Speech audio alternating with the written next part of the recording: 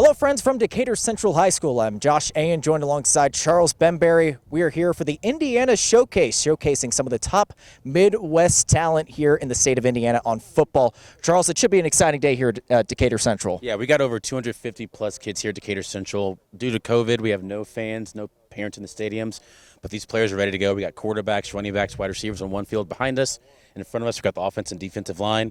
Should be a great day for football.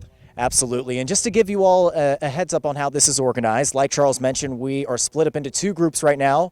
Some folks on the main field here, others on the practice field just behind, or just in front of us, rather. It will be split up in two groups, and throughout the afternoon, it will be a series of drills, individual periods, and finally some team activities towards the end. And a few guys, some really notable names will be standing out throughout this afternoon as well. Yeah, we have a couple of the state champions here on offense and defensive sides. We've got a couple new guys here that want to get their names out, get some tapes out to the colleges. They have a chance to do that tonight. So, again, it should be an exciting day. I got a couple of players I got my eye on both sides of the football. Can't wait to see how they do today. And how important is this? I mean, especially with the status of football up in the air, high school football rather, just how important are showcases like this for these young guys out here today? It's very important because, again, if football doesn't happen this year, this is their only chance for them to get their name and their tape out to these coaches so that they can see what they're doing. If they do have a football season, that's better for the players. If they don't, this is their only shot. They need to take advantage of this today. You got to bring your all out today. You can't hold anything back, especially if football doesn't happen this year. Absolutely, Charles. So, like I said, Charles and I will be providing some analysis and some really interesting stories throughout the afternoon. We hope you'll enjoy.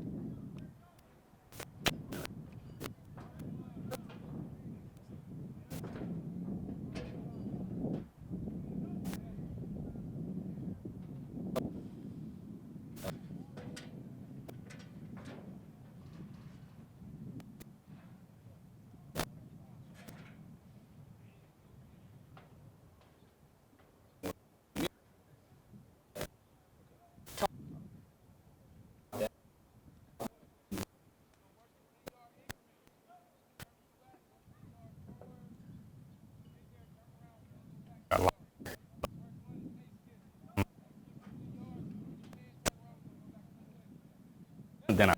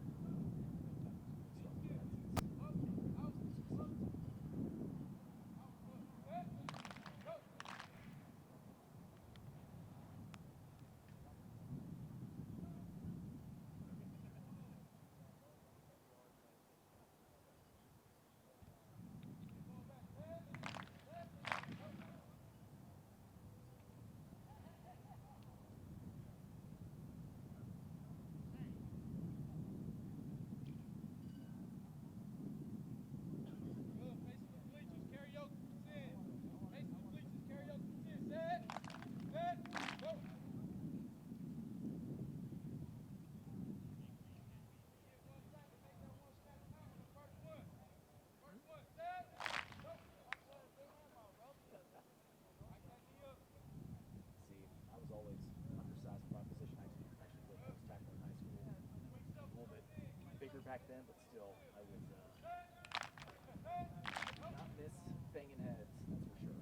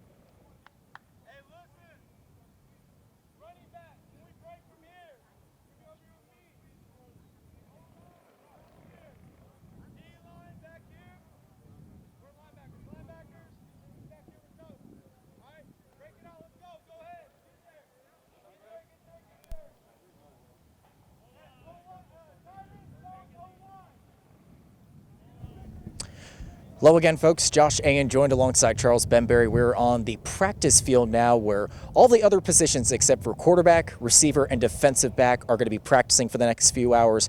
Charles, are going through warm-ups right now. Could you walk us through some of the drills they'll be completing in this first hour here? Yeah, so first off, they've been doing their agility drills, kind of do some sprinting back and forth, their chop block drills, make sure they can get off their blocks okay, and then make sure they're using their hands, get their hands up and get into the body of, or contact, of another player. So right now they're just doing some stretching, getting a little warmed up a little bit, then we'll do agility drills a little bit later, but that should be starting off here in maybe another 30, 45 minutes or so. So, Charles, while we're here, like we said, a lot of the defensive guys are going to be practicing on this field behind us. Who are some of those defensive names that caught your attention heading into today's camp? I know one guy, Ramel Williams. He's from Ben Davis, 5'8", 265.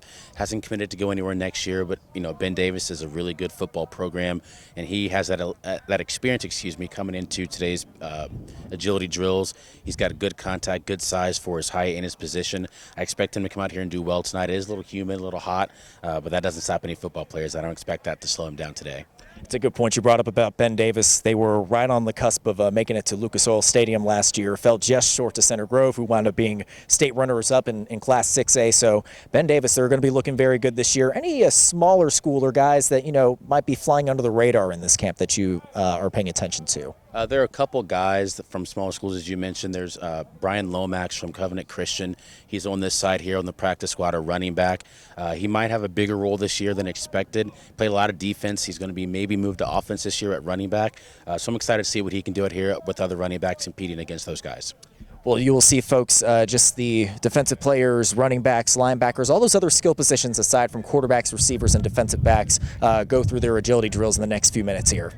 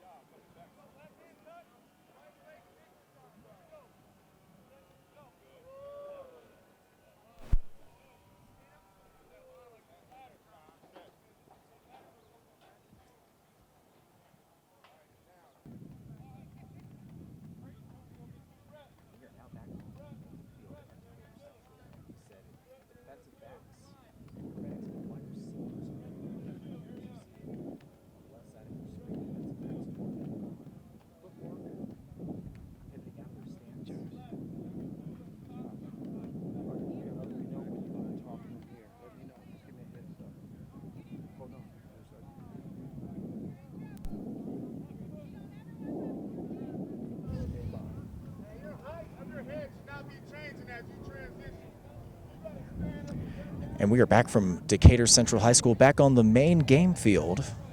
Like we mentioned earlier, quarterbacks, defensive backs, and wide receivers will be working on this field throughout the afternoon. On the left side of your screen, you have defensive backs going through footwork drills right now, starting in a stance, pivoting out of it into their break. In the middle of the field, you've got quarterbacks warming up right now, just simple light tosses. Finally, on the far right, you have wide receivers just working on getting out of their stance.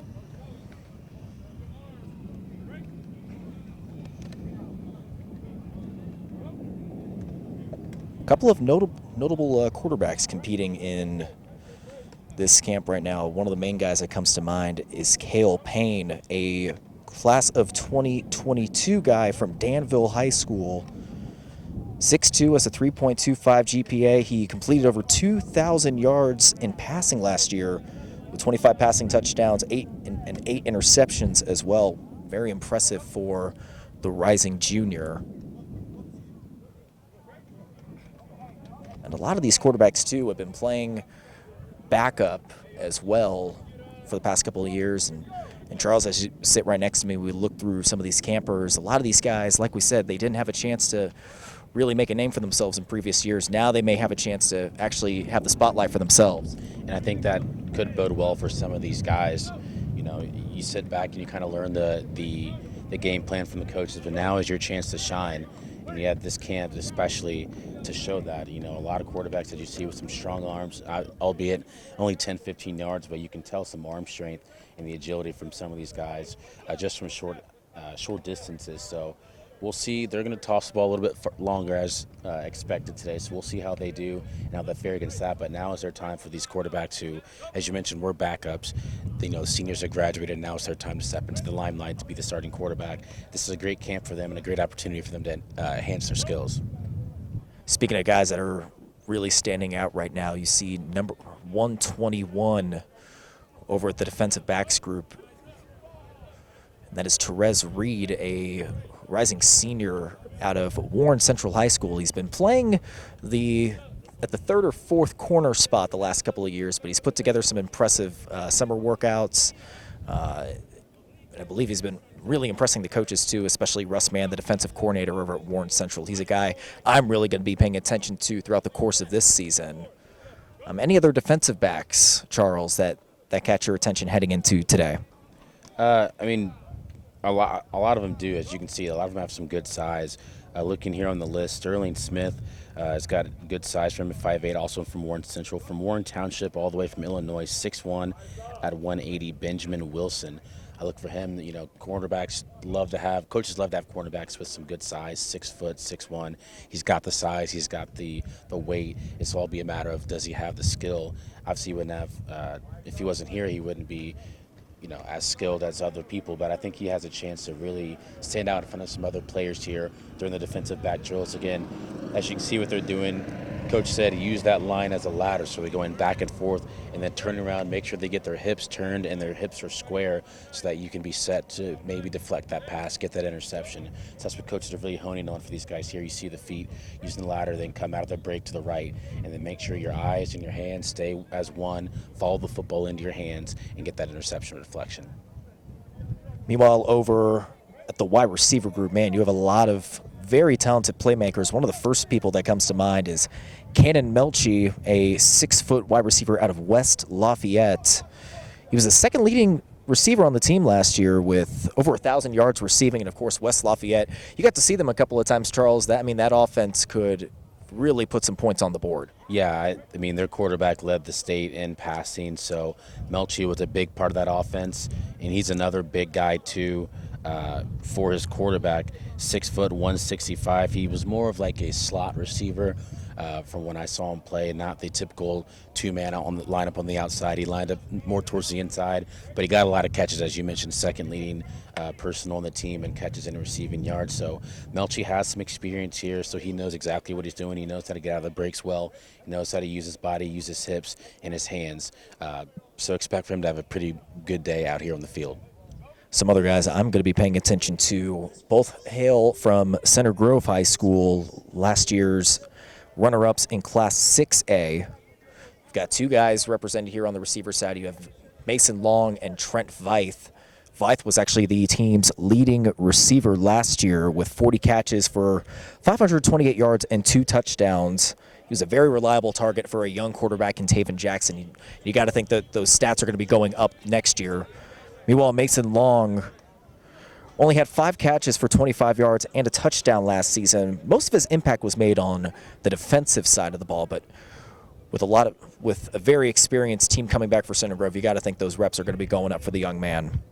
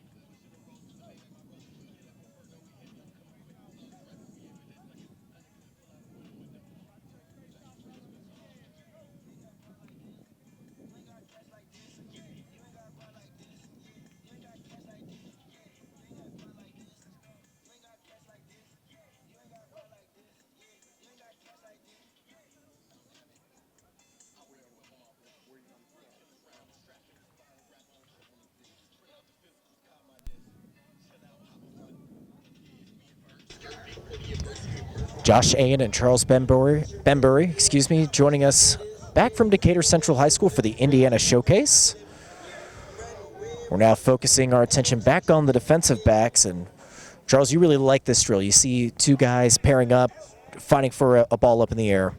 Yeah, so they're all based off of the coach who's throwing the football. Whichever way he uses his shoulder, left or right, that's the way both turn. And one turns into a receiver, one turns into a defensive back. And this is a good instinct drill. You see them, ones were floating now, and good defense there by the player knocking that ball away. So this is all work on your instincts, whichever way the arm goes. And see on the left side, you saw how they both ran into each other, but a good recovery there by the defensive back to adjust the ball, find it in the air.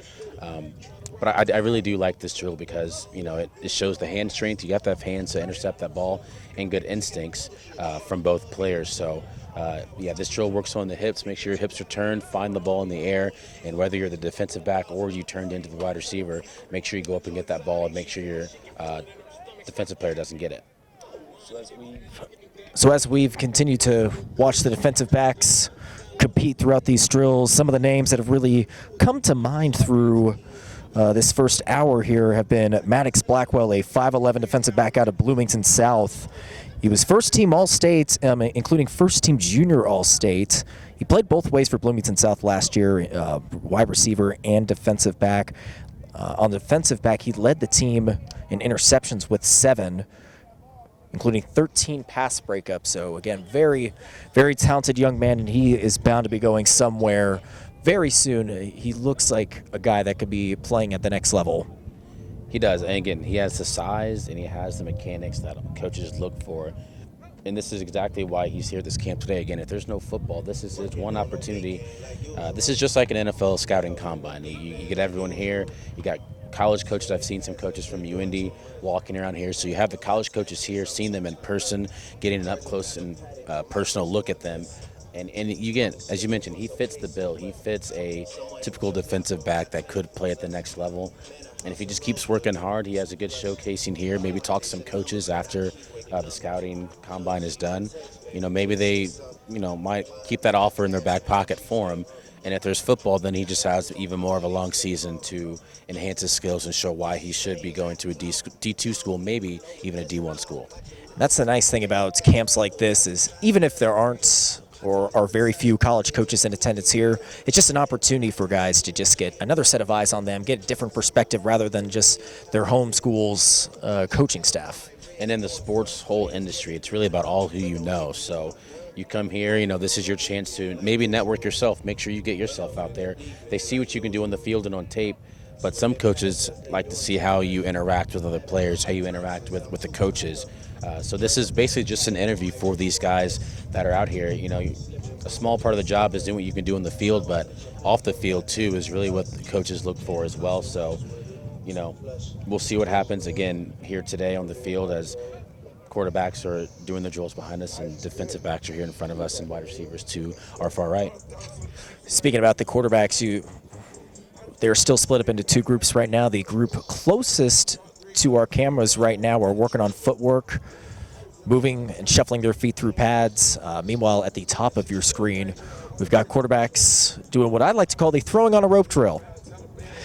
Rolling out of the pocket, and a lot of these quarterbacks are right-handed, and for them to not only work on their footwork but also throw on the run on the left side of the field. That's one of the more difficult throws to execute if you're a right-handed quarterback. And that's all about really getting your hips turned and your hips square, because if your hips leaning to the left or to the right, that ball is going to go out of bounds to the right, to the left, or to the ground. So you have to really make sure that you get your hips squared and that you're throwing where you want to throw. You saw the receivers standing at the edge of the sideline to get those toe dragging techniques down. As we saw here on the bottom of your screen, the quarterback's going through the drills. This is really all about agility. Make sure your feet are staying loose. You never want to have really still feet in the pocket because that pocket closes so quickly. So you always want to keep your feet moving. Make sure you know what's in your surrounding areas. And that's what we're seeing here. You see one quarterback going through here. For me, just a little slow with the feet. I like to see a little quicker feet, choppier feet. But again, I don't think coaches are really looking directly at what your feet are doing. I think they want to see how you're moving in that pocket and how that arm strength is for drills this close. we've seen sort of an evolution of quarterbacks, not just at the high school level, but just across the board with this game. You look at some of the top quarterbacks in the game nowadays, from the very top, Patrick Mahomes, Lamar Jackson, first two that come to mind, and they are the prototypical dual threat guys that can not only throw it wherever you need it to, but are also very capable of eluding defenders too. Do you feel like that's the direction of where quarterbacks are heading nowadays? It seems to be, as you mentioned, a lot of more mobile quarterbacks. That's because the defense is getting a lot faster from the defensive line. You have a lot of guys that are hybrid players. You know, you can be a cornerback, but you can also play linebacker, or you can play nickel. So a lot of blitzes are coming. You have to be able to move and be agile in that pocket. So, you know, Mahomes is not known for his running. He has a strong arm. Lamar Jackson, they criticize his arm, and he's quote unquote a runner, but you saw what he did last year. He worked on his arm, and he can now run and throw the ball. So, you know, it really just depends what coaches want to see. If you can do both, I think you kind of go up to the top of the list, but that doesn't mean you're not a good quarterback. Just if you have a strong arm, you know, then they'll find a scheme for you, and with a strong arm, if you can do both, or if you're more of a running quarterback, make sure you keep those feet loose in there in the pocket, and just know your surrounding areas. Know when that timer goes off. Your timer is usually about 3 to 4 seconds in the pocket.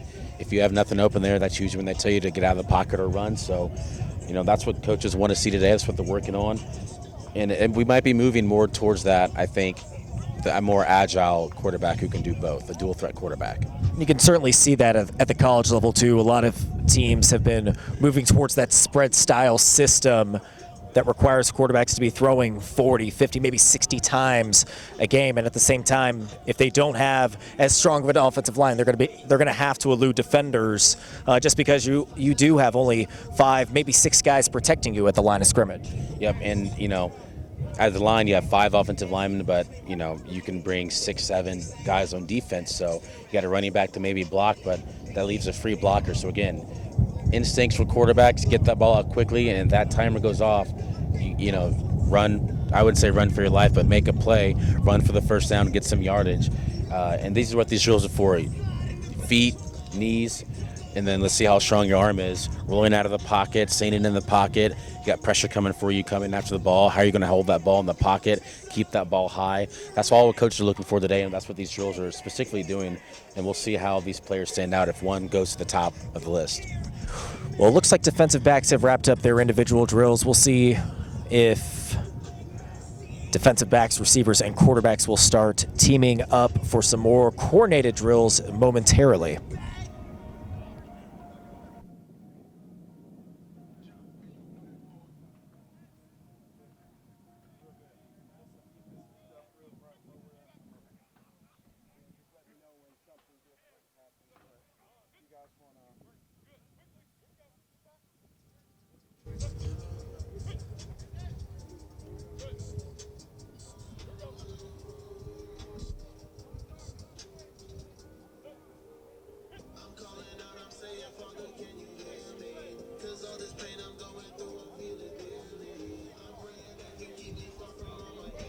We shift gears now back to practice field 2 on the grass field. We have offensive, defensive linemen, tight ends, linebackers, and running backs working on this field. Towards the bottom right of your screen, you've got defensive linemen working on drills. Meanwhile, on the bottom left, you have linebackers. Top right, offensive linemen, or top left, offensive linemen and running backs. Meanwhile, at the top right, top left, are offensive linemen and a mix of tight ends. While finally, top right, you have the running backs going to work.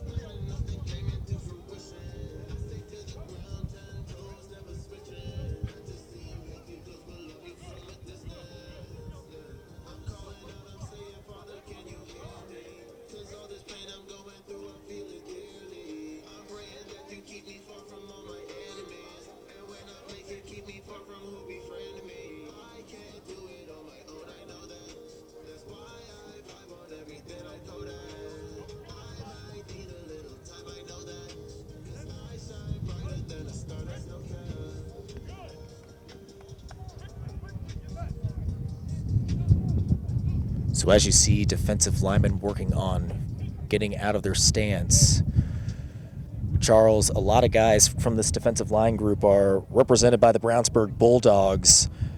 And Brownsburg, of course, had a very successful year last year, winning a sectional title. They should have went on to win the regional in Class 6A last year, but nonetheless, this is a very determined group led by John Hart that will look to lead this Bulldogs team past the regional round this coming season.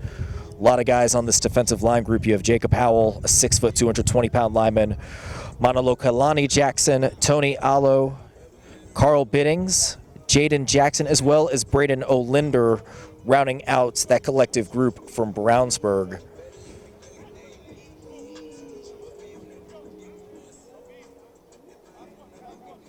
And Charles, not sure if you followed Brownsburg in their journey last year, but what excites you about that team and where they're going to be heading potentially this season? I didn't get a chance to follow them a lot, but what excites me is you mentioned all the offensive and defensive linemen that are here. I mean, that's just more chemistry you guys are building, and you know how important it is to run the football in today's game. So you get these guys here working on their drills, and this, as you saw the bottom right, hands behind their back and then moving to which way. That's really an instinct of which way is the defensive player going to go as an offensive lineman. So you're not going to be tipped by which way they're leaning. So this is a good instinct drill for the lineman. But, the continuity of the offensive line for Brownsburg is going to be, I think, a good thing for them this year. If they can get their running game going as they did last year, the offensive line, their job is to block, make holes for the running game, and then when it's pass, pass protect. And the more that these guys work together, they're on the same offensive line, they can stay healthy.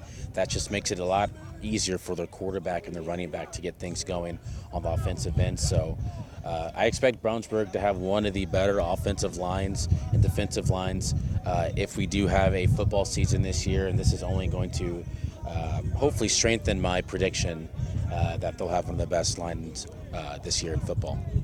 You talked about it just a second ago about what makes a successful defensive lineman, their ability to get off the ground quickly, be able to tort their body. I mean, for some guys, that just comes more naturally to others, but I mean, that's a very inherent skill for a lot of these defensive players. When I think of a lot of the drills that these defensive linemen doing, as you see on your screen right now, I follow Robert Mathis on Instagram. He has his skills camp with his defensive linemen, even holding a camp over at Grant Park in Westfield a few weeks ago, and just trying to teach his guys, being able to get off the ball quickly, having a good two-hand shiver, and create separation, and always working on skill, working on their hands. For some pass rushers, it may come in different ways. It may come through their speeds. It may come through their strength. But nonetheless, it's always having active hands and just being able to shake off whenever offensive linemen are able to deliver a quick punch. Now, I think hands might be the most important thing for a defensive lineman / speed rusher because, I think linemen can tell by the way your body's going. You're not going to get past an offensive lineman just by your body. Speed can only get you so far. You have to have a good, a good swim move, a good spin move, a good rip. Make sure you get up under their arm, follow through with the rip, and then burst through that line and the speed. We've seen a couple of those drills earlier today, but, hands are very important. That's why, as you mentioned, Robert Mathis goes through those camps and goes through that drill so frequently because you saw how he and Dwight Freeney did. They had speed, but they also used their hands. Watch how they use their hands.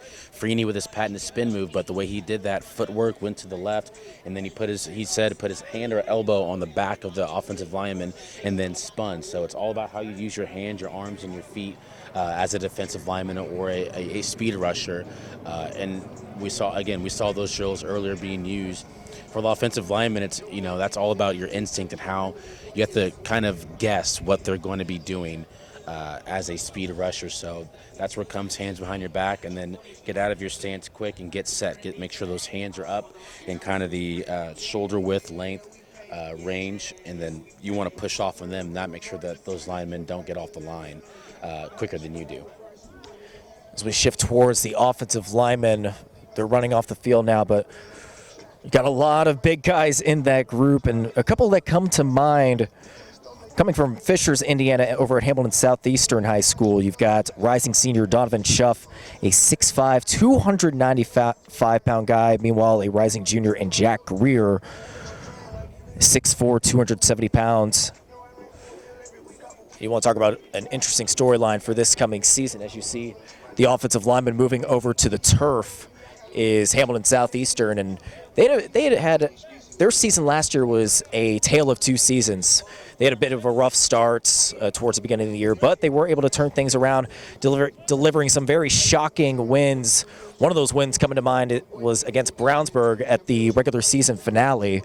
Their season did come to an end against Carmel, but with that 5-5 record, it looked like things were going to be going well with Adam Morris as the head coach. But then all of a sudden, Morris departs for another opportunity, and in comes Michael Kelly, who actually had some experience against Hamilton Southeastern. He was the former offensive line and eventually the offensive coordinator over at Fishers High School. Now he's returning to Fishers after a stint at Seymour High School, and he's looking forward to his first head coaching or to a new head coaching opportunity, very close to where he was. So Hamilton Southeastern should be a very interesting team heading into this season. They should, and they as you mentioned, they started off a little slow last year, but they had that good run of football during the middle of the season, and that's something that you can always build on. From the beginning, schools that if they don't do well at the beginning, it's more along the lines of, okay, let's get some players in, let's see how we're looking for next year, let's try to build off something. For Hamilton Southeastern, again, they had that good stretch of run of football, and now they get a former Hamilton Southeastern player coming back to coach them. That's only going to help. He knows how the program runs. He knows what to expect from his players. And now that he gets some of these players out here working during the offseason, putting in work to try to get better for next year, they have that chip on their shoulder. They know they can play better than what they did last year. And now these players are out here trying to prove themselves and prove to other people and other schools that we can be just as good as you. I'm going to go put the work in. And as you see, the offensive line drills now in the three-point stance and then get to that line and then sprint. You have to be somewhat agile, and we talk about some offensive linemen who are quick. The first guy that comes to my mind, Quentin Nelson, not only is he strong, but you see how fast he is. He's running down the field with the running backs. So it's not just about being able to be strong and being able to hold your block. Sometimes you got to run out there, especially when you're running like a power or you're running something to the outside. You have to be able to get out of your block and run and make sure you're blocking the defensive lineman. So that's what these drills are here for, in your stance. Gets that line, but then sprint back, get out of that block, make sure you can follow your running back and the rest of your line.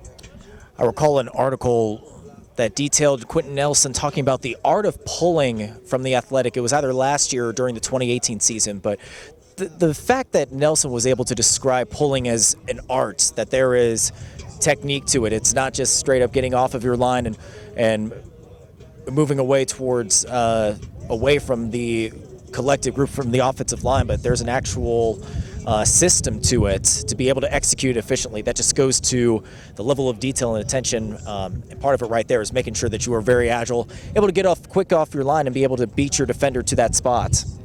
And you have to, because obviously if you miss a block, if you don't pull the right way, or if you're not communicating with your line, obviously the defensive player gets in the backfield and disrupts the play, and you're going for a loss of 4 or 5 yards, or even worse, maybe a fumble. So offensive line is maybe one of the most critical parts, as coaches like to build from the line back, and you see that now because you have to be able to run the football. Just because quarterbacks have these strong arms and they can make plays, it's not a passing game.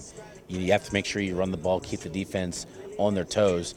Starts with offensive line and the defensive line, being quick, getting out of your blocks, being able to hold your block, and also just having that continuing with your teammates and the chemistry, being able to communicate on that line.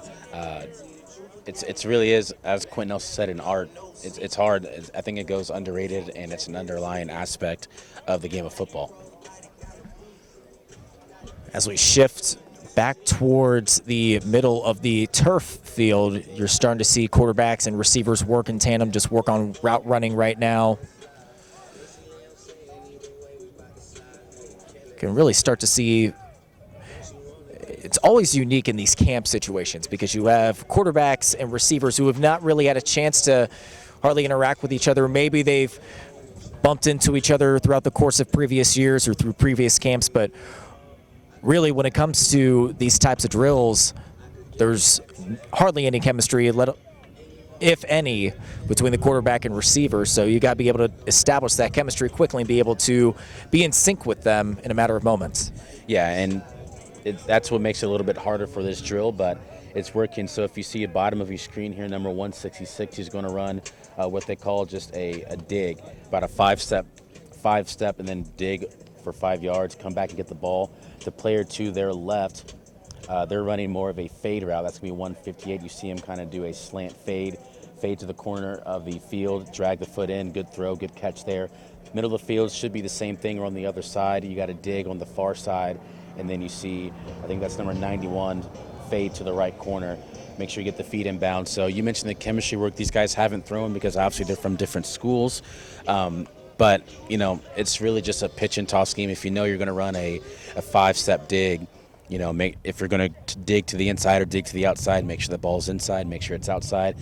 Fade route's a little more tough because, the quarterback has to make sure they have that good drop, that good touch on that football. If the wide receiver's running too fast, he has to slow down. If he's running too slow, he's overthrown by the quarterback. So that could be a little difficult for these guys, but, we've seen some pretty good chemistry. We've seen a lot of nice catches from the wide receivers and some nice strong throws from the quarterback. We're not really seeing, for the quarterbacks, coach is really looking for here, 3 or 5-step drop looks to be a 3-step drop. So get out of your stance, quick 3-step drop, make the strong throw. For wide receivers, looking for, especially on the dig, how are your hips turning? Make sure your hips are turned. Make sure you keep your hips squared in your hands, in your chest, ready to receive the football. For the fade route, they're looking to see how are you tracking the ball in the air. And once you track and catch the football, make sure you keep your feet inbounds on the sideline. Obviously, high school, you only need 1 foot in, but make sure your feet stay in bounds, otherwise it's not a catch. We're into hour 2 of our 3-hour Indiana showcase, featuring the high school players from all across the state, even some out-of-state players. And we'll take a quick break. Some more analysis coming up right after this.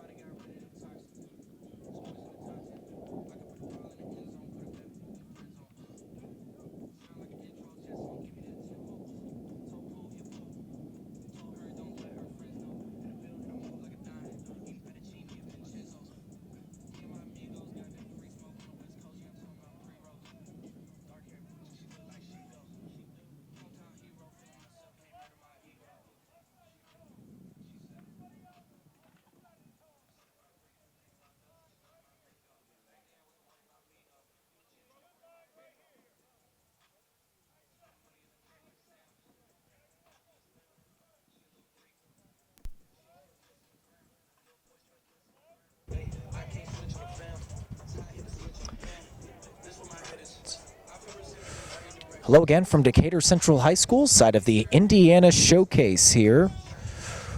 we have focused our attention back to the running backs over on the grass field, and a lot of very talented running backs come to mind. Some of the more notable ones have to be Mark McDonald, a 5'11", 205-pound back out of Columbus East. He was the leading tailback for Columbus East last year with 121 carries, 1,045 yards, averaging over 130 yards per game, including 12 touchdowns. He's just one of the guys that come to mind. Connor Fruits from Indian Creek is another good name that comes to mind. But a lot of very talented tailbacks, like we said, CJ. And can you talk us through what drills they are going through right now? So this drill seems to be a kind of like a suicide. Make sure you get out of your feet, get out of your blocks, and then this seems to be like a speed agility drill. So, once that ball is hiked, you got to get out of your block, out of your break, and then run that route. So this seems just to be like an agility drill for the running backs. Earlier, a drill that I really like is, they hand the ball off to him, you get over the little blocker on the ground, but then you run towards the coach, and the coach will either go left or right.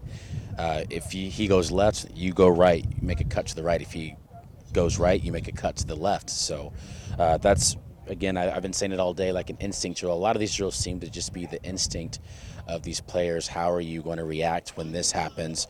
How do you react when this happens? So you mentioned a lot of talented running backs here, and a lot of guys are going to be trying to run the football this year,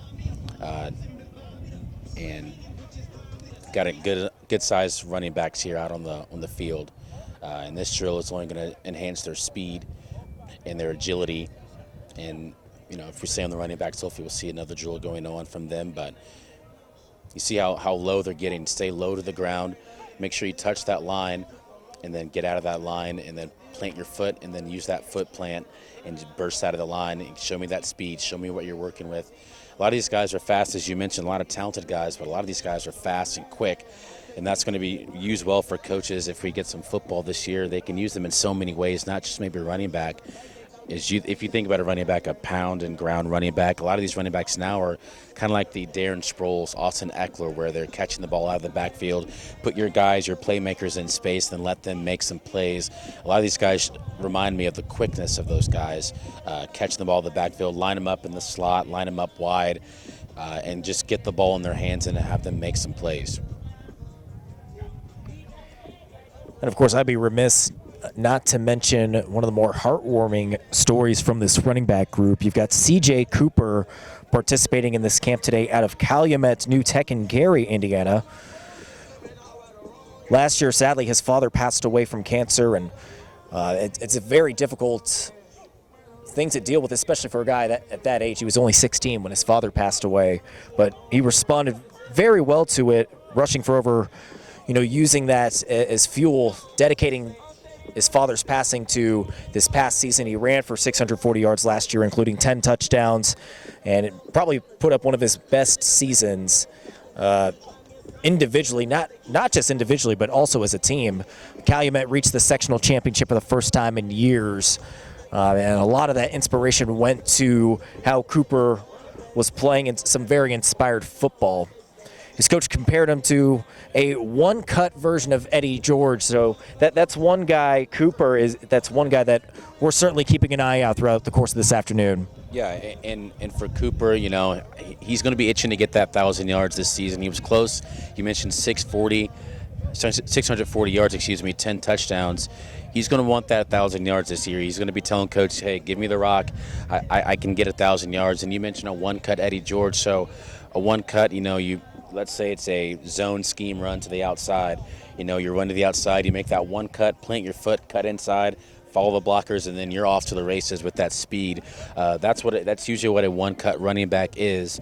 But and running backs all come in different techniques. You got a one cut, you have a 3-down back, you have kind of a pass catching back. A one cut back is probably what I would say most coaches prefer. I think you would like to have a 3-down back, but you see coaches nowadays where they're using more than one running back. You're going to use 2-3 running backs. So if you can have a one-cut guy, that's a pretty special player that you can have.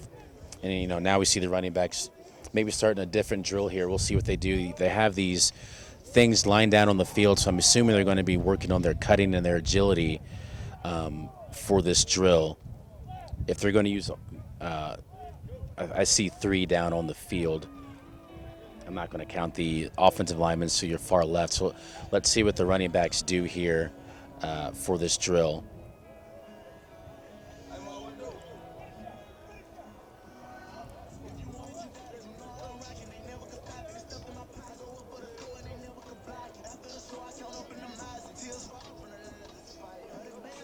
So you see him getting down in his stance there as if he's doing widen up rides. So it looks like another speed agility drill.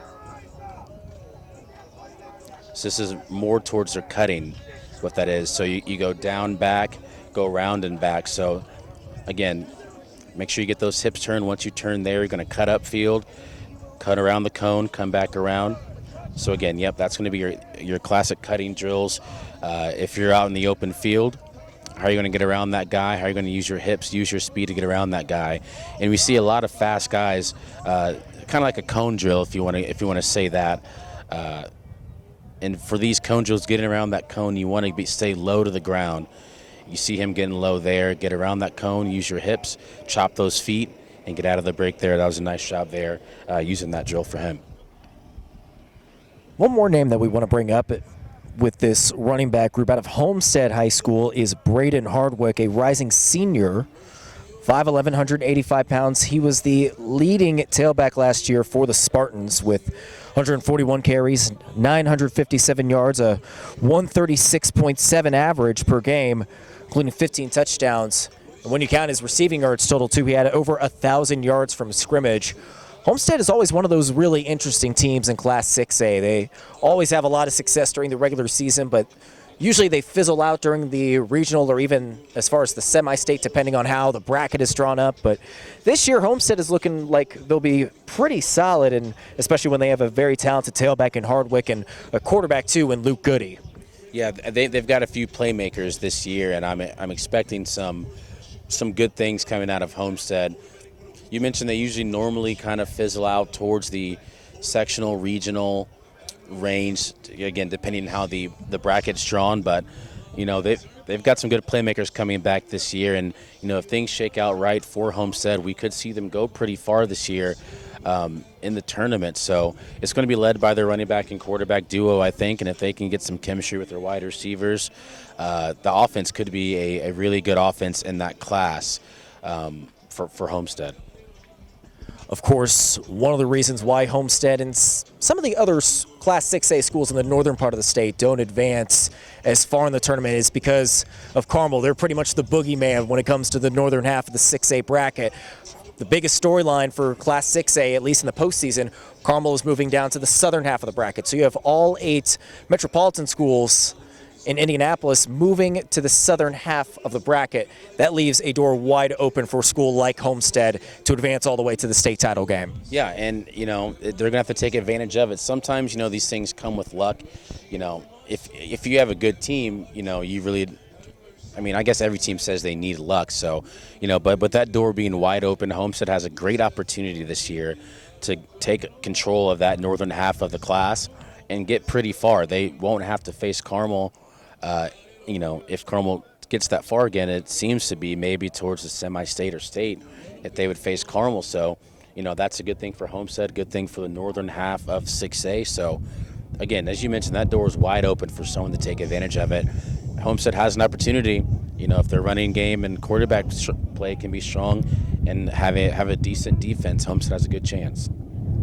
We'll shift gears now towards the left of your screen, back towards the linebackers. Definitely want to bring up a few names here, starting with Hayden Filipovich, a rising senior, 6 foot, 200 pounds, out of Indianapolis Lutheran High School.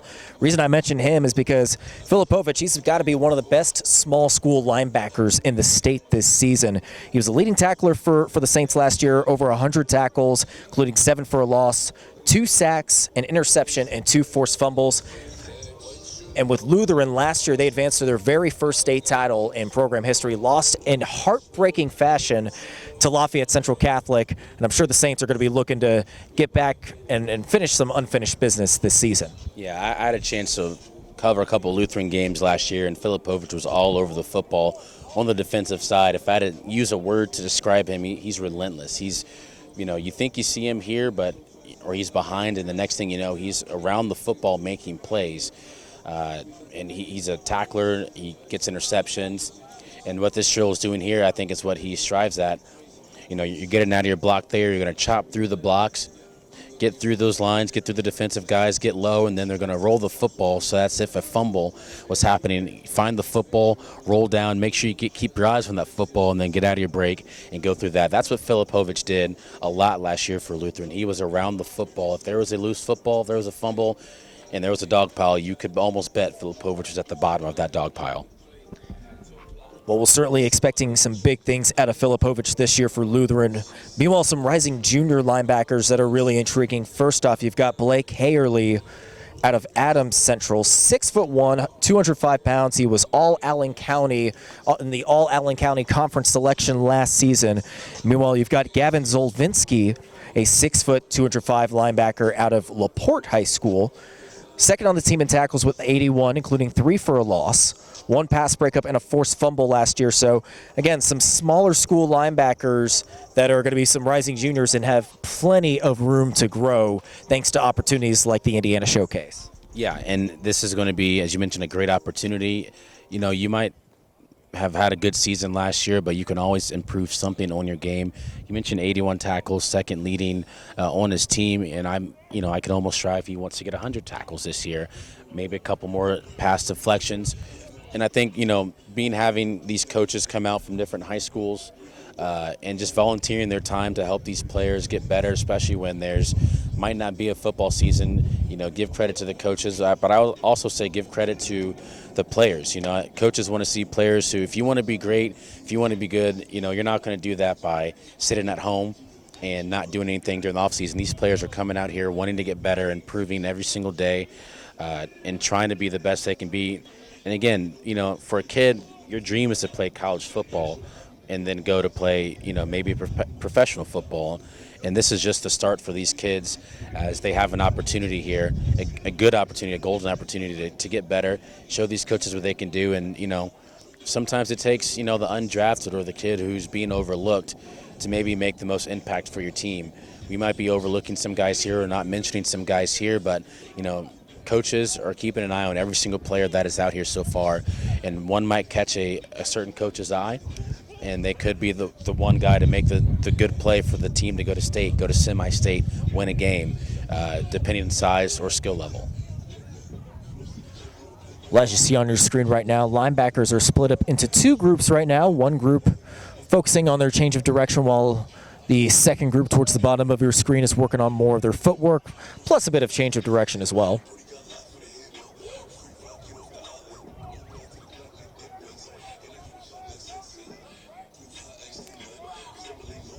And meanwhile, you've got defensive line making their way back to the field as well. As we are now in hour 2 of our 3-hour Indiana Showcase for high school football players. We'll step aside for a moment and we'll be right back.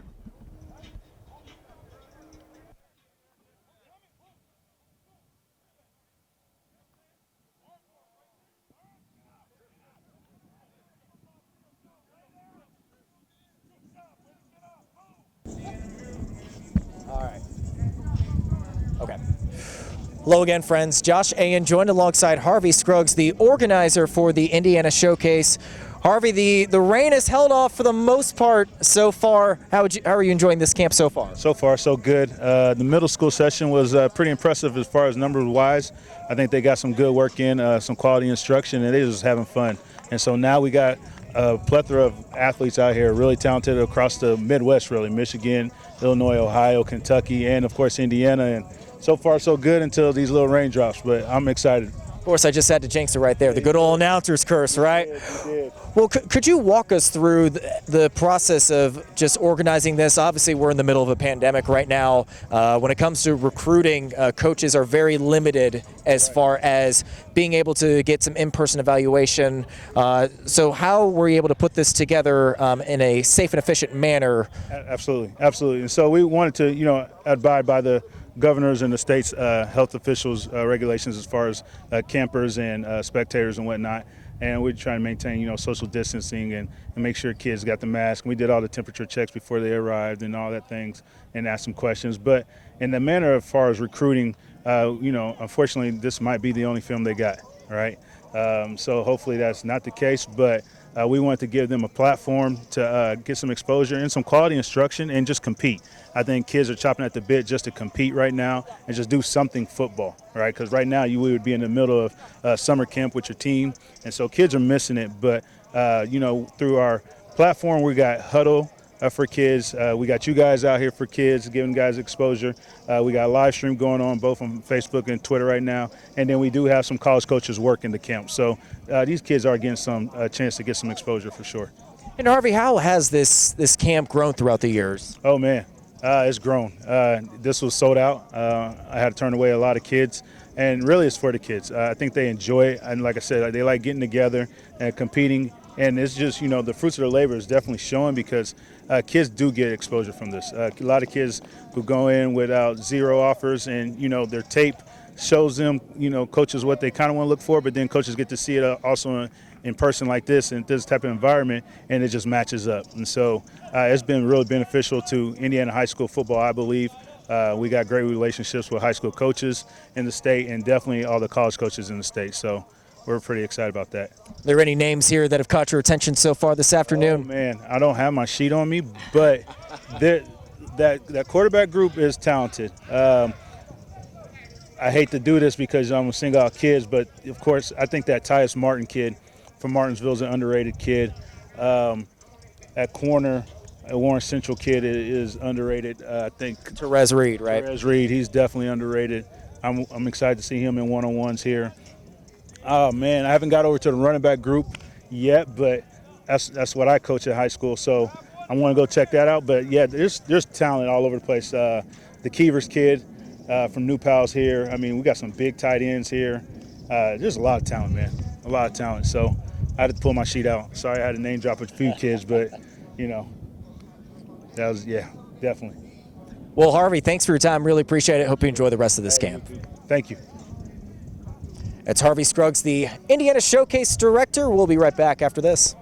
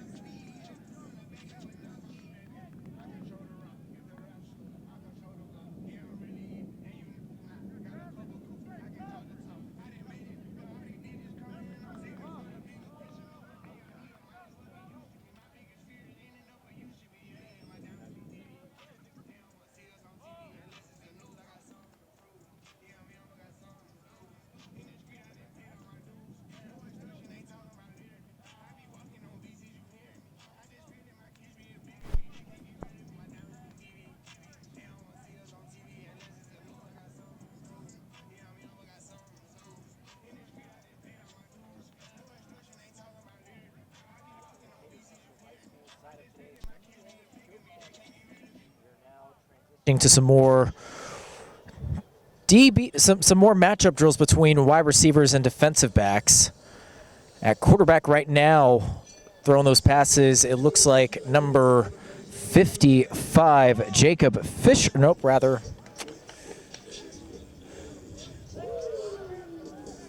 Well, nonetheless, we'll identify the quarterback in a moment, but good opportunity to finally see DBs and wide receivers go one-on-one, Charles. Yeah, it's going to be this is one of my favorite drills. I got a chance to get up a little close and personal on some of the drills on your far right side. Here on your main screen to the left, it seems to be more of these smaller kind of slot guys going against maybe the nickel or the corner guys for here. So, we've seen some good routes run by the smaller guys. I think at quarterback, thrown to these guys. He's got a nice strong arm. From what I've seen, it looks to be Jaron Alley. He's from Bloomington North, so you see a nice route there run by the receiver here at bottom of your screen. What you want to do is on a one-on-one, if you're going to make a cut like that, you want to get that defensive back on their back heels. So you get on their back heels. Once you make that cut to the inside or outside, you don't want to give away what you're going to do with your hips. You make that cut to the sideline. That cornerback's going to be out of position because he's not set. So we'll see here, bottom of your screen here, see what the running back runs, or wide receiver runs. Going to run a curl slip, but a quarterback's going to go with the fade route. Nice catch by the wide receiver there. Quarterback is going to have two routes that he can choose from for his wide receivers. Looks to be either maybe a dig to the inside or a out to the sideline, or the inside receiver is going to run a fade towards that back corner of the end zone. Top of your screen here looks like they're going to go first, so you see that wide receiver run the dig route to the inside. He's going to toss him a little high on the pass there. Bottom of your screen now, a short receiver is going to run the fade route to the middle of the field. So, yeah, this is one of my favorite drills for wide receivers and defensive backs. If you look to the far right of your screen, looks to be more of the bigger receivers, bigger cornerbacks.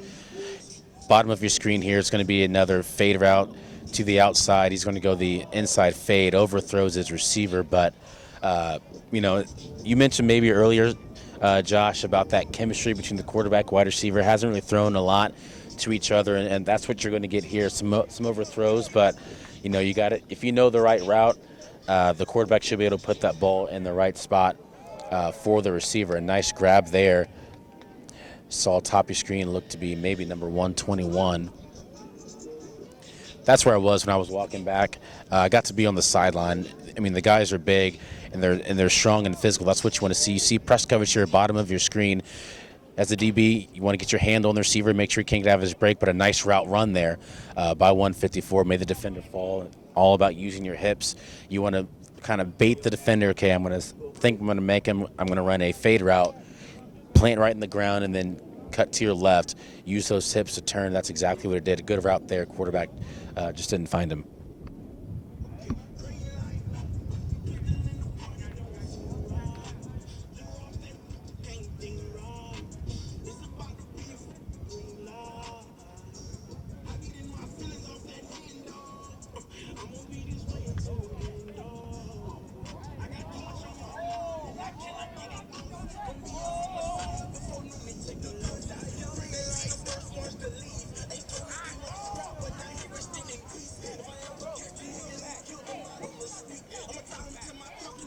So again, throughout the turf field, we now have receivers going to work against defensive backs. Quarterbacks work on timing with receivers and one-on-one coverage.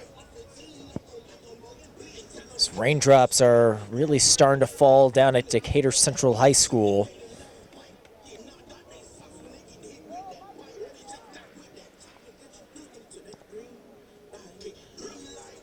Minor inconvenience for those that have just been starving for anything related to football these last couple of months.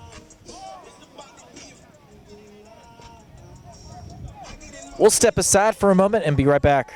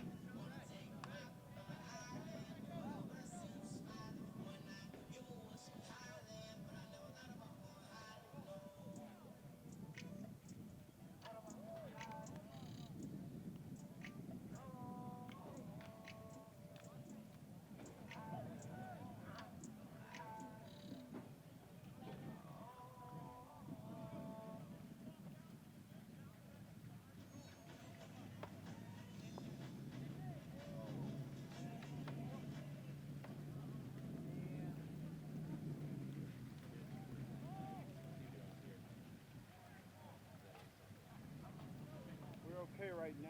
If it starts raining harder. Back from Decatur Central High School, it's the site of the Indiana Showcase. And we're watching more drills between quarterbacks, receivers, and defensive backs on the turf field. Charles, one guy that's really come out to you, that's really stood out to you, has been big number 99 down on the right side of the field, Remington Gall, the tight end out of Avon High School. Yeah, I just when I got it down there, I just got to see him use his footwork, and he beat press coverage pretty well. We heard a coach say, "Nice route 99s." And, you know, what he did was he ran a nice dig route. Quarterback tried to get up all in his grill and then do what you're supposed to do, push him off the line so he doesn't have the advantage of you over the line. And he did get beat a little bit, but he used a nice job of getting back, baiting that defensive back, then running a nice dig, turned his hips around, waited for the football. Football was right there for him. And I haven't seen him drop a ball yet today when I've watched him run routes. So he's done a nice job tonight so far. Again, that's Remington Gall from Avon High School. I mean, his size, it says he's tight end, 6'5", 190. You know, looking at him, I thought he was a wide receiver, but tight end, I can see that. That's a prototypical size for a good tight end. A couple other names that you see out there. We have yet to see them actually perform the drills, but you just look at them as far as their stature. A couple of defensive backs out of Fort Wayne Snyder High School. Number 22, Tavarius Jones, and number 116, Donovan McCullough. Both of them 6 foot, 6'1" range, over 200 pounds, and they are built like a tank. They look more like they could be playing receiver than defensive back.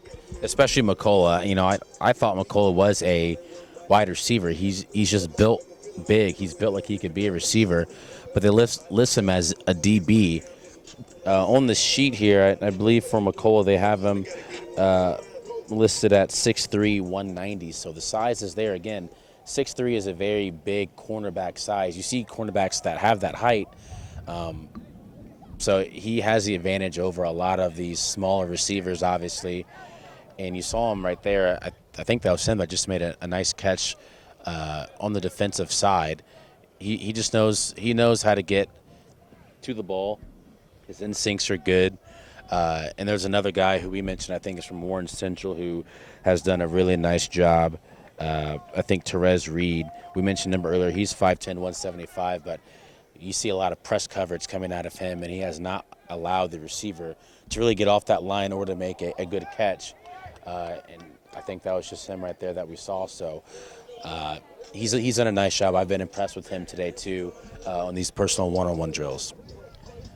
When I think of Therese Reed, you think of a lot of what Russ Mann over at Warren Central wants to do on the defensive side. They have their corners really play a lot of press coverage, and their guys really had some success with that. A couple of defensive backs that come to mind with this Warren Central team from last year were Javion Stanberry, Willie Eaton, guys that really thrived in the secondary. Meanwhile, guys like Therese Reed, they have been waiting patiently for their turn, and it looks like that will, as long as we have a football season, he'll be able to show off what he can do this coming season. I expect him to have a lot of deflections, a lot of pass deflections, interceptions.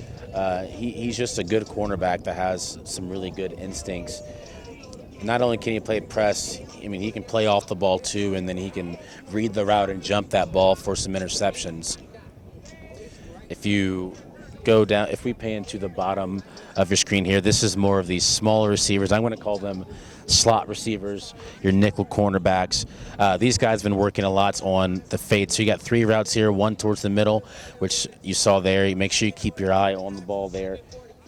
And that's what coaches are looking for here. You know, the quarterback has 3 options he can choose from. He's got the outside, inside, or the far right. The far side is going to go right in the middle of the field there. Nice deflection there by the DB. A little smaller than his receiver, but size doesn't have to mean everything every single time. Just get your hand up and block it. Good instincts there by the defensive back here on the route towards the bottom of your screen. But for the nickels and corners, it's mostly just how they get out of their blocks and how reliable are their hands. That defensive back with the excellent deflection, like you said, Charles, that was Steven Jackson Jr. at Center Grove High School, a 5'8", 135-pound rising junior. Again, he may be only 5'8", but he doesn't play like he's 5'8". No, he plays a little taller than what he is, which is, when you're a smaller DB or you're a smaller nickel corner, you're going to have to play a little bigger because you're going to go against some guys who might be bigger than you. So if you're smaller, it's all about, leveraging your size against them. Quarterbacks want to be able to just throw it up and they'll be able to jump over you. But if you can do some press coverage there and you can get on them, and you saw there, so, 3 looked like he got beat. That was Jackson. He got beat. He anticipated a run off. The running back, or the wide receiver, broke to the inside, but he used his speed, and then he got to the receiver's body and played off of his body. That's what you're going to have to do if you're a smaller cornerback, because quarterbacks want to just throw the ball up, as I mentioned, loft it. But if you can use your speed and then get into the body of the receiver and not get a pass interference, just get into the body and make them adjust, you have a shot. That was an impressive snag by number 107, Timothy Casper, out of Mooresville High School. The rising senior is 6'3", 195 pounds. As the rain is once again starting to trickle down here at Decatur Central High School. It's been on and off this afternoon as we're minutes away from our third and final hour of coverage here at the Indiana Showcase. Take a quick break. We'll be right back momentarily.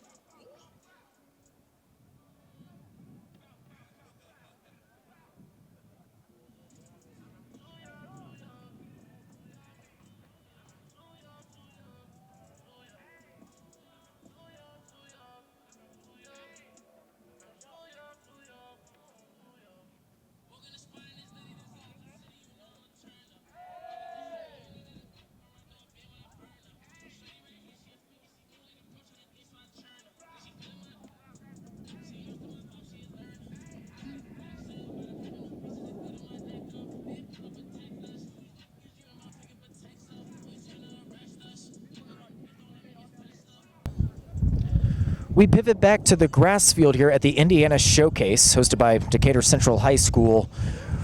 We're seeing a couple of competitive drills between running backs, linebackers, and then offensive and defensive linemen. Starting over on the far left side, we've got running backs trying to evade tacklers in the open field. Really, this is a drill that pretty much favors the running back, but still, if you're a linebacker in the open field, in a real live game scenario, if you're a linebacker trying to stop a big carry, I mean, you've got to be able to adapt very quickly to a change of direction from running backs. Yep, and my favorite word of the day has been instincts, and that's exactly what this is. You hand the ball off, and then it's really for the running back. They have to get past the linebacker, and I've seen some linebackers been beat, but I've seen a lot of linebackers stay with these running backs here. A lot of them want to get to that outside, and nice cut there, as you saw. That linebacker had a nice juke, got juked pretty well there. But that's what you want to see out of the running backs. You want to see the one-cut instinct. You want to see, you talked about a running back earlier who had the one-cut instinct from Eddie George. That's what you want to see here. You're going to get that ball, run to the outside, then make a cut. Decide where you're going to go. The linebacker's job, their duty is to not fall for every single move that the running back does. They want to get around you, but you can't fall for every single move that they do. Stay with them, follow their feet, follow the football, and you'll be right there with the running back. I remember a really important tidbit from my defensive line coach when I played high school ball. He quoted Shakira, "Your hips don't lie." So look at the running back, because the hips won't lie as far as where that running back is going. If you try to look up top, they're going to fool you every single time. So a very good drill for both running backs and linebackers as we shift over towards the middle of the grass field. Again, we have offensive and defensive linemen going up. Looks like they've split the linemen into two different groups, but again, it's a good opportunity to practice against both inside run blocking schemes and as well as pass rush. And this drill here, it seems to be, I won't say it favors one or the other, but, let's see how the speed rushers can get around these offensive linemen that are going on here. So you see them try to get around there, the defensive line. Offensive line, their duty is, quick feet. You're going to get out of your block, but you got to move your feet and then keep your hands. You don't want to hold the defensive lineman coming around that corner. For the DN or the edge rusher, you're all about speed. Use your speed, use your quickness, and use your hands, as we talked about earlier in the broadcast. How can you get around this offensive lineman? You have to figure out a way to get around him, do all that is necessary to do it without getting the penalty.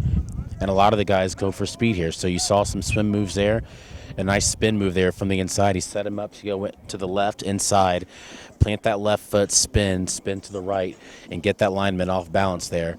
That time you see a nice job by the offensive lineman there, not allowing his defensive edge guy to not get around him. That's a big guy. It looks like they're going to go again. It's 132 seems to be the rusher there, and another nice job there. He fell, the offensive lineman, but he did a nice job overall staying with that edge rusher, not allowing him to get past him.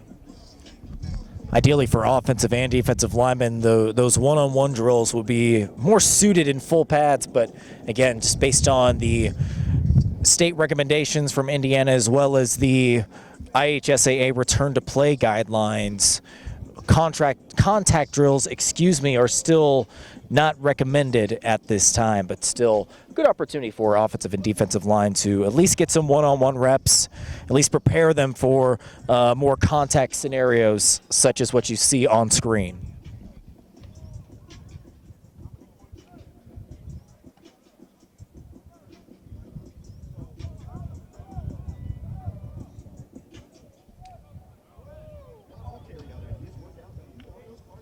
Meanwhile, it looks like running backs and linebackers taking a brief exercise. I wish we were seated closer to that linebacker coach, because he has been screaming his ear off. He's been screaming everybody's ears off all afternoon.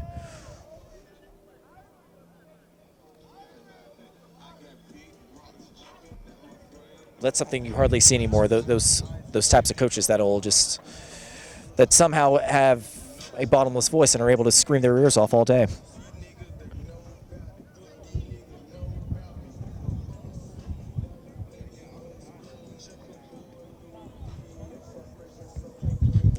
Approaching our third and final hour here at the Indiana Showcase. The time here is just about 3 o'clock. Campers will go until 4 o'clock and break for the day. Again, a good opportunity for a lot of guys across the Midwest, not just the state of Indiana. We have some guys traveling all the way from Michigan, from Louisville, Illinois, to come out and work in a very competitive situation here, try to get some film. And it's like the camp organizer Harvey Scruggs said earlier in this broadcast. For some of these guys, depending on what this football season looks like, this may be the only opportunity for guys to get some film. That is true. I'm hoping we do get some football in. I'm optimistic that we can, but if not, again, this is these players' opportunities. A lot of them have not committed to go somewhere for next year, so this is a good opportunity for them to show coaches what they can do, put something on tape, and then they can go from there. But again, as I mentioned earlier, half the battle is what they see on tape. A lot of it is your character. You hear Chris Ballard talk about character guys, who he wants in the locker room. A lot of coaches in high school and colleges are the same exact way. You might have all the talent in the world, but if you're not a team guy, if you just want individual stats, or if you're all about yourself, coaches aren't really going to want you on the team, not even caring about your talent. So, half the battle is out here on the field, competing with the guys, competing with the coaches, but off the field, I think has a little bit more importance for that. And hopefully players after this will be able to talk to some coaches, or if coaches can maybe seek out some players and kind of see, their thoughts going on to the year. And you can almost bet, too, that coaches are going to be hitting up their coaches at their high schools and getting a little bit more info about these guys, too. So, again, this is more of just an interview process just to start for these guys, and hopefully we can get into football season this year and they can show off what else they have and play it throughout a whole season. Well, the linebackers and running backs have just wrapped up their combined drills and are moving towards the turf field, so it looks like we may be seeing some 7-on-7 action momentarily. We'll take a quick break. We'll be right back after this.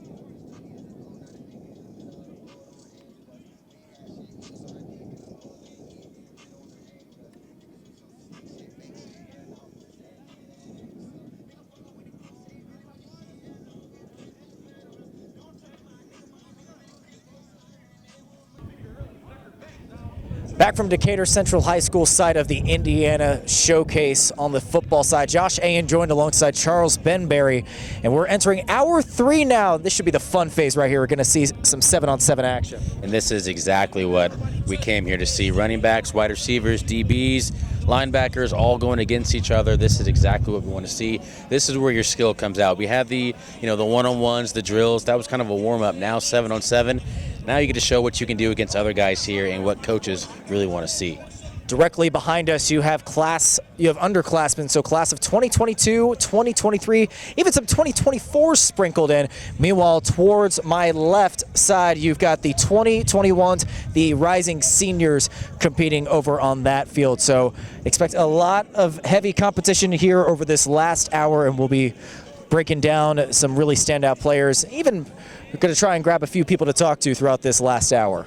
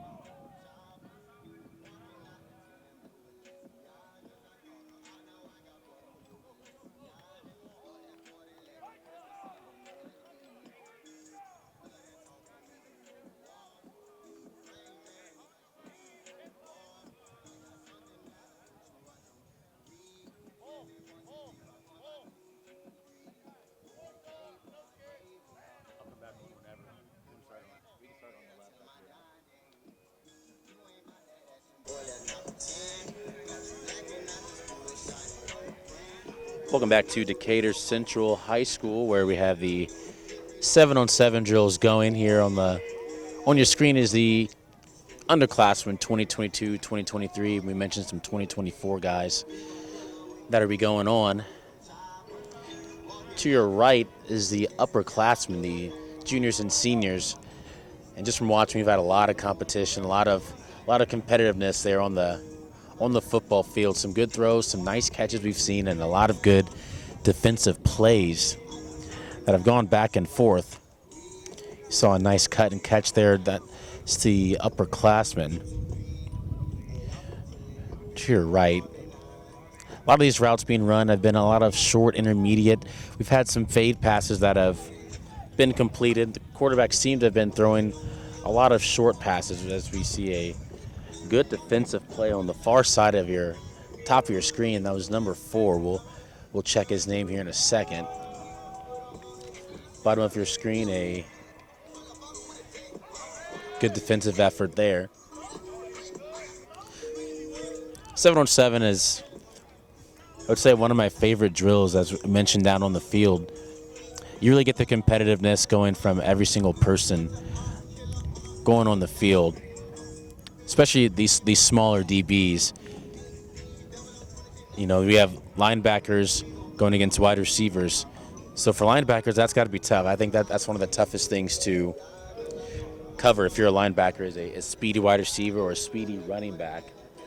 And that's what these linebackers have been doing. They've held their own. I've been impressed with some of these linebackers going against some of these wide receivers. You see here linebackers staying with that wide receiver, almost making the interception. So nice job by them. And Josh, you know, you've seen a lot of these guys so far today, and you know, the linebackers again have done a nice job. That competitiveness, I think, is really amped up this last hour, especially going from 7-on-7. Again, this is the time that you can really impress some coaches. Coaches are looking at these 1-on-1 drills, 7-on-7 drills, and can you get beat or can you stay with it? And a lot of these guys have done a nice job so far. Absolutely. It's a good opportunity. Like you said, Charles, just right now they're working mainly in man-to-man coverage, especially tight man coverage. So key distinguishing factors for a lot of these defensive guys, whether it's linebacker or defensive back, their ability to change direction quickly, just not be fooled whenever that receiver makes their first break. And so far, for the most part, it looks like defensive backs on both sides have been winning these early battles. I think a lot of that, too, just goes back to what we were talking about earlier about quarterbacks not being in sync with receivers just due to that not having time to build chemistry or that unfamiliarity factor. Yeah, it's played a part in it, and you can see it, but, you know, it's harder, I think, for the quarterback. Ooh, nice route there, 111. Made his defender fall, and see, that's what receivers, that's their main job. Not to make the defender fall, but get that defender on his back heels, his back feet, and when you know you have him, you make that sharp cut, exactly what he did, cut to the sideline, quarterback read it, and knew exactly where he was going with the football and made a nice throw and a nice catch and route there by the wide receiver. And, you know, the receivers are looking quick here, looking fast, and they're getting in and out of their routes pretty well. They're planting pretty well.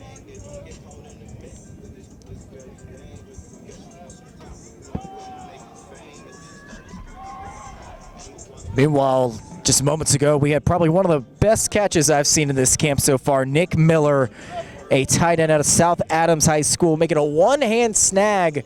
He had to catch that ball. He had to catch that with his right hand towards the far sideline. That ball was thrown a little behind him, but a great adjustment by the South Adams kid. Again, readjusting and then corralling it with his trailing hand. It's going to go on the highlight reel for him for sure. Hopefully they had a camera for that. Good catch from, as you mentioned, the South Adams kid.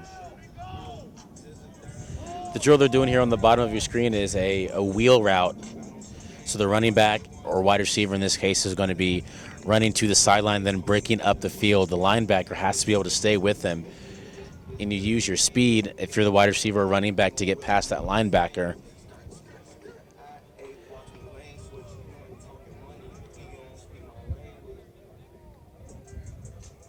So see if they run that route here. Press coverage here. And so once you have him beat from press coverage, you're really just trying to make sure that linebacker stays behind you on your back. And that's what he did a nice job there. He cut to the sideline. He thought the linebacker was gaining a little bit of momentum on him. Then he cut right back up the field.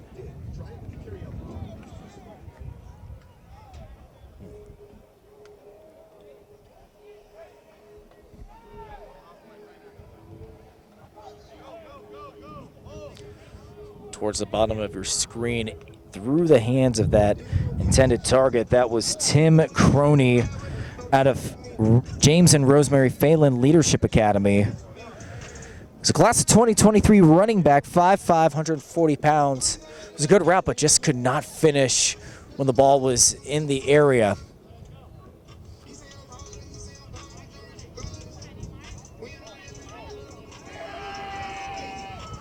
And what a tight contested catch. 177 coming up with that 50-50 ball. That was Trey Gibson out of Wheeler High School. Again, another running back, 6 foot, 177 pounds. Some of the youngins showing up here on the left side of your screen. A lot of guys that either played on the freshman team if there was a freshman team at their respective school, or they're just looking for that opportunity to get some extended playing time at the varsity level this coming season. And they'll get it. It's all comes down to the hard work, the effort you put in here. Show coaches what you can do. And, if you're good enough, if the talent's there, coaches are going to make sure you get on the field. And again, we've seen a lot of talent here on this field, whether it be the wide receivers, running backs, linemen. I've seen some good technique. And again, if we get some football this year from high school, there's going to be a lot of good teams throughout the state of Indiana.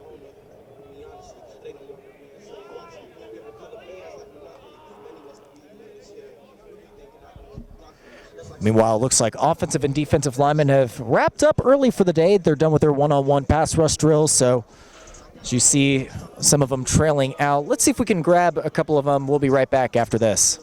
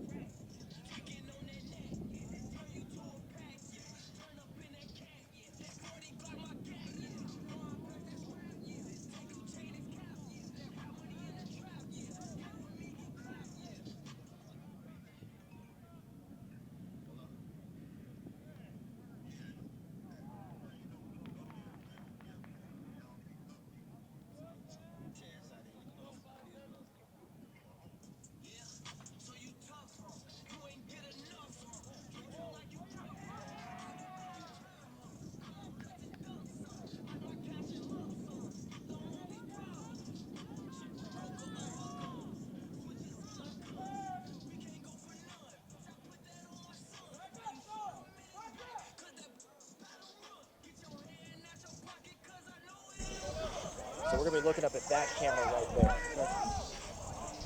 All right.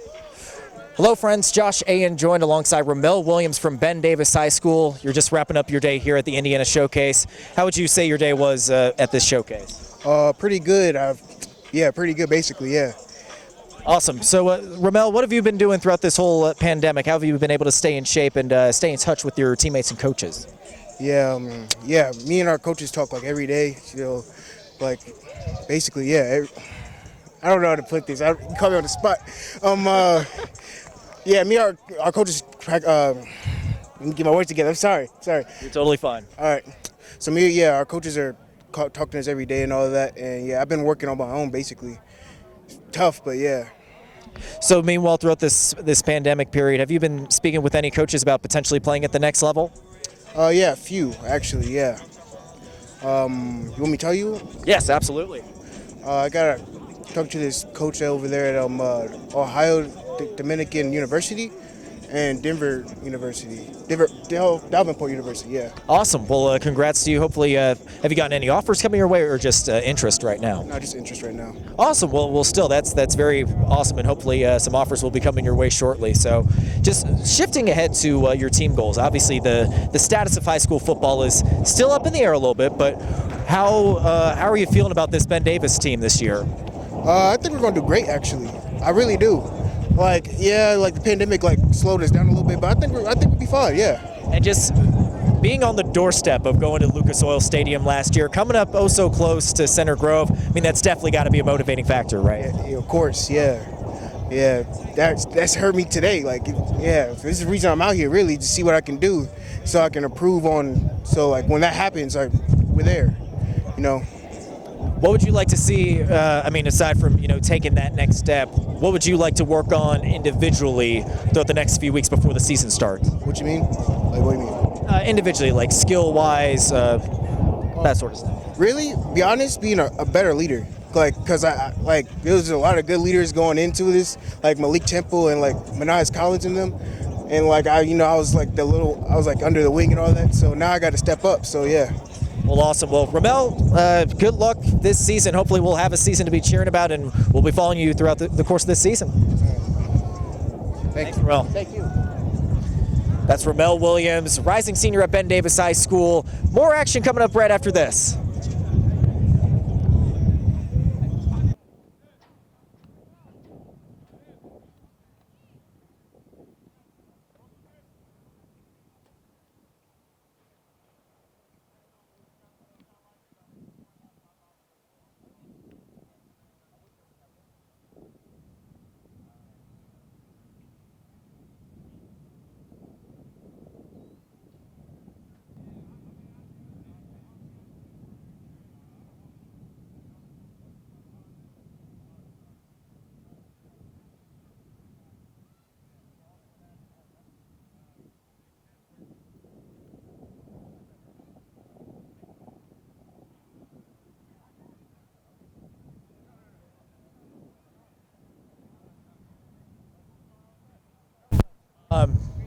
We could say we'll try and get as many post-game interviews as we can, or we'll try and get as many.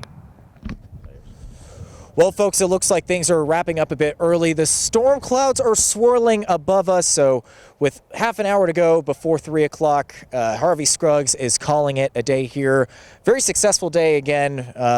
Just from the standpoint of where we are right now in this state, I think this was executed very well, and guys got to have a lot of fun out here and still got to learn a bit about and develop their skill sets. Yep, got a good sweat in. Again, you're not going to become great if you're going to be sitting at home, not putting in the work in the off season. And I think when you can have an organized event saying, hey, if you want to get better, come out. I'm hosting something. Of course, you're going to get some players that come out here and be able to do that. So a lot of guys showed what they could do. We got a chance to talk to some players. Hopefully, we can be able to grab some more before they get to go home. But I think it was, in all, as you mentioned, a good day for these players. Good thing for coaches to come out, just to get some sweat going, maybe get some football back in. Hopefully we get a football season. Hopefully this wasn't just kind of like a teaser to get some practice, then we don't get to play football. But hopefully, this was an opportunity that these kids can learn from. They can grow from this opportunity, take that to training camp when the high school football hopefully does start, and they can take that momentum onto the football season. Absolutely, and as long as it's not raining right now, but hopefully it'll be holding off for a few more minutes, because we would love to talk to a couple of the campers here just to get their thoughts on this camp here today as well as the upcoming season. So stick around, folks. Hopefully we'll be speaking with some more folks momentarily.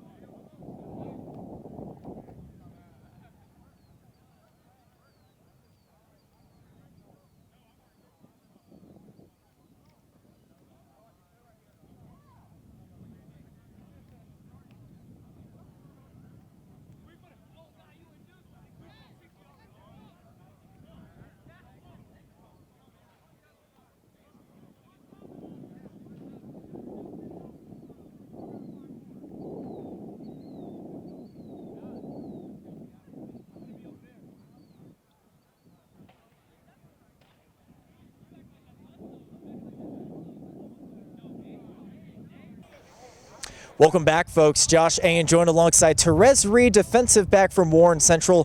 Therese, how'd it feel to be out here at Decatur Central getting some football work in? Just coming to put some work in, go against some different guys from all over the Midwest, and it was just good to be out here and compete. Obviously, this is a very unusual offseason. How were you able to stay in shape, despite the fact that schools and a lot of facilities were shut down for several months? Just getting around parks or open fields around, just going and running or doing drills and stuff, and just making sure I stay safe so I can be the same player I was before the pandemic. Now, Therese, have you been speaking with any schools over the last couple of months about potentially playing at the next level? Yeah, I have some offers and stuff. I still have been communicating with other schools and stuff about the next level. Well, congratulations about that. Looking ahead to this season, hopefully we'll be enjoying some Warren Central football soon.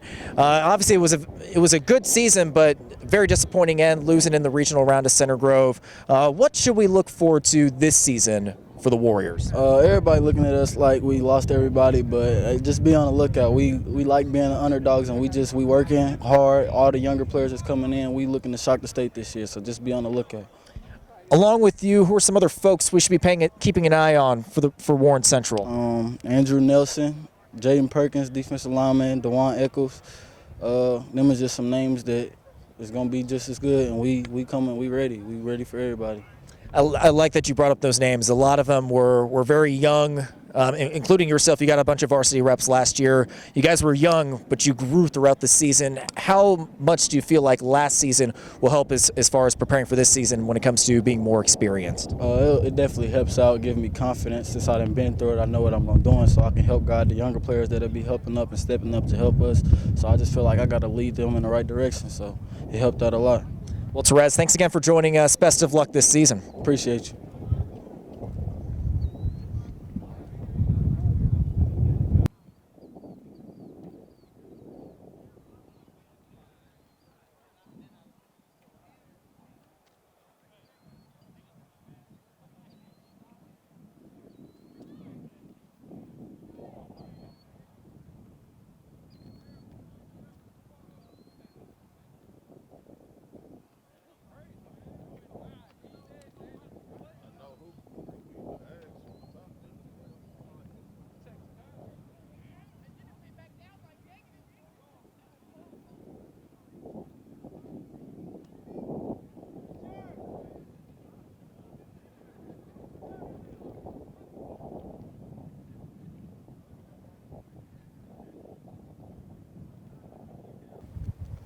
Charles Benberry here with Hayden Filipovich from Lutheran High School.